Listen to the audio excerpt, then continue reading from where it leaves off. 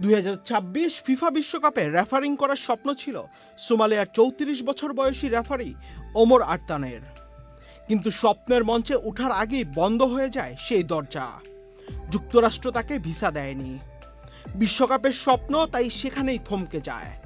কিন্তু গল্পটি সেখানেই শেষ নয়। বিশ্বকাপ শেষ হওয়ার মাত্র কয়েক সপ্তাহ পরেই খুলে গেল আরও বড় একটি দরজা। সোমালিয়ান রেফারি ওমর আরতান এবার দায়িত্ব পেলেন উয়েফা সুপার কাপের মতো বড় মঞ্চে, যেখানে খেলবে পিএসজি ও অ্যাস্টন ভিলা।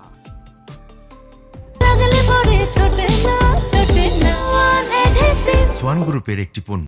সবচেয়ে বড় কথা, ইউরোপের বাইরে থেকে আসা প্রথম রেফারি হিসেবে ইতিহাস গড়ার সুযোগ ওমর আরতানের সামনে। যে মানুষটাকে বিশ্বকাপে দেখা যায়নি, তিনিই এবার ইউরোপের সবচেয়ে বড় মঞ্চগুলোর একটিতে। তবে এর আগে আরতান 2018 সালে জায়গা করে নেন ফিফার আন্তর্জাতিক রেফারির তালিকায়।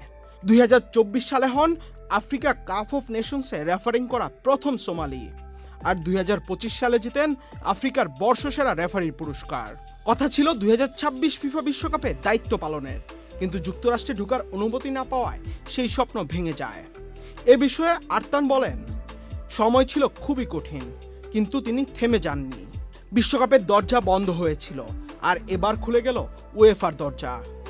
একজন সোমালি রেফারি হয়ে তিনি এখন ইউরোপের ফুটবল ইতিহাসের অংশ হতে চলেছেন। আহমেদ শাফি, চ্যানেল আই।